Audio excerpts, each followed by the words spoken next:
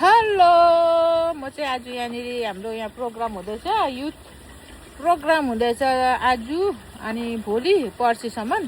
त्यही कारणले गर्दा मेरो चाहिँ कुकिङ हो कि म चाहिँ यहाँ कुकिङ गर्दैछु। कुकिङमा बिजी छु है, म चाहिँ कुकिङमा बिजी छु। यहाँनिर पाक्दैछ।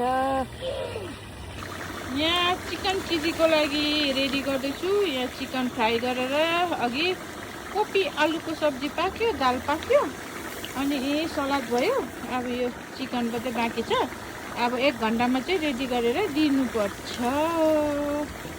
यस्तै छ है। हामी चाहिँ यहाँ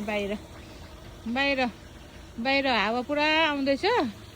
पुरा हावा आउँदैछ कि पुरा हावा आउँदैछ, तर हावाले काम गर्नु दिँदैन जस्तो लाग्दै थियो। तर यहाँनिर यसरी यहाँ लगाएर चाहिँ खाना पकाउँदैछौँ। चर्चको बाहिर हो, चर्चको बाहिर यो यहाँ चाहिँ चर्च हो।